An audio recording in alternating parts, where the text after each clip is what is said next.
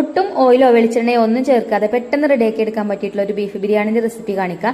അപ്പോൾ ഇതാ 3/4 kilo beef ഞാൻ കഴുകി വൃത്തിയാക്കിയതിന് ശേഷം ഒരു പാത്രത്തിലേക്ക് ഇട്ട് കൊടുത്തിട്ടുണ്ട്. അതിലേക്ക് ഇതാ 2.5 സവാള കട്ട് ചെയ്തത് ചേർത്ത് കൊടുത്തിട്ടുണ്ട്. പിന്നെ ഇതാ 2 തക്കാളി കട്ട് ചെയ്തതും ഇഞ്ചി വെളുത്തുള്ളി പച്ചമുളക് ചതച്ചതും ചേർത്ത് കൊടുത്തു. പിന്നെ ഇതാ മല്ലിയില പുതിനയില അരിഞ്ഞതും ചേർത്ത് കൊടുത്തിട്ടുണ്ട്.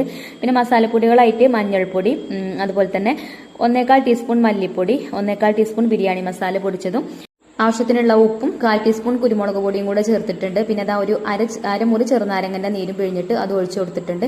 1/4 കപ്പ് തൈരും ചേർത്തിട്ട് ഇതാ കൈ വെച്ചിട്ട് നല്ലോണം തിരുമ്മി കുഴച്ചെടുക്കുന്നുണ്ട്. അപ്പൊ നമ്മൾ സവാളയും തക്കാളിയൊന്നും എണ്ണയിൽ വഴറ്റാതെ പച്ചക്കാണ് ഇട്ട് കൊടുക്കുന്നത്. അപ്പൊ ഇതാ കൈ വെച്ചിട്ട് നല്ലോണം കുഴച്ചെടുത്തതിന് ശേഷം ഇതാ ഞാൻ കുക്കറിൽ ഇട്ടിട്ടാണ് ഇട്ടത് വേവിച്ചെടുക്കുന്നത്.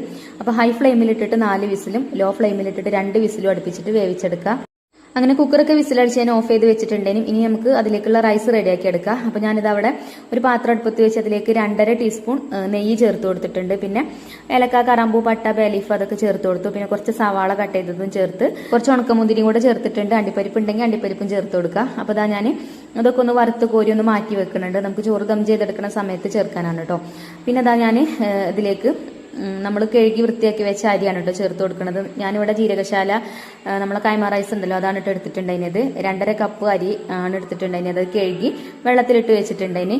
അരി ഊറ്റിയെടുത്തതിന് ശേഷം ഈ ഒരു നെയ്യിലിട്ടിട്ട് ഒന്ന് വറുത്തെടുത്തു. എന്നിട്ട് അതിലേക്ക് ആവശ്യത്തിനുള്ള വെള്ളം ഒഴിച്ചു കൊടുത്തിട്ടുണ്ട്. 1 കപ്പ് അരിക്ക് 1/4 കപ്പ് വെള്ളം എന്നുള്ള രീതിയിലാണ് ഒഴിച്ചു കൊടുത്തിട്ടുള്ളത്. പിന്നെ കുറച്ച് ക്യാരറ്റ് കട്ട് ചെയ്തതും അതേപോലെ മല്ലിയില പുതിനയില കട്ട് ചെയ്തതും പിന്നെ ഇഞ്ചി വെളുത്തുള്ളി ചതച്ചതും ഒക്കെ കുറച്ച് ചേർത്ത് കൊടുത്തിട്ടുണ്ട്. പിന്നെ ആവശ്യത്തിനുള്ള ഉപ്പും ചേർത്ത് കൊടുത്തു. ഇനി നമുക്കിത് അടച്ചു വെച്ചിട്ട് വേവിച്ചെടുക്കാം.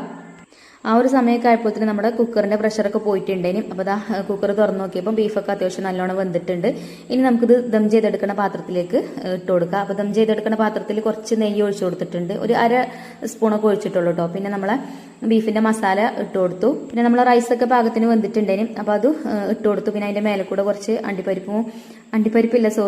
മുന്തിരിയും സവാളയും ഫ്രൈ ചെയ്തതൊക്കെ ചേർത്ത് കൊടുത്തു. പിന്നെ കുറച്ച് മസാല ഞാൻ അവിടെ മാറ്റി വെച്ചിട്ടുണ്ടേനും. അതും അതിന്റെ മേലെ കൂടെ ഇട്ട് കൊടുത്തു.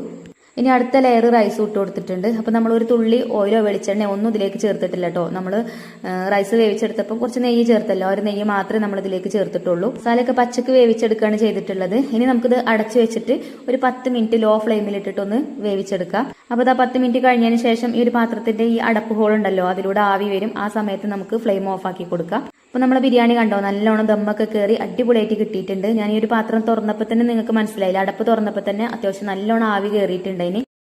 അങ്ങനെ നല്ല ടേസ്റ്റി ആയിട്ടുള്ള ബീഫ് ബിരിയാണി ഇവിടെ റെഡി ആയിട്ടുണ്ട്. അപ്പോൾ ഞാനൊരു വാഴൻ്റെല എടുത്തിട്ട് വാഴൻ്റെലിക്കാണ് കേട്ടോ ബിരിയാണി വിളമ്പിയിട്ടുള്ളത്. പിന്നെ ഞാനും മക്കളും എല്ലാവരും ഒരുമിച്ചിരുന്ന് ബിരിയാണിയൊക്കെ കഴിച്ചു. എല്ലാവർക്കും ഒരുപാട് ഇഷ്ടപ്പെട്ടിട്ടുണ്ടായിന്. അപ്പോൾ വീഡിയോ ഇഷ്ടപ്പെട്ടാൽ ലൈക്ക് ചെയ്യാൻ മറക്കരുത്. താങ്ക്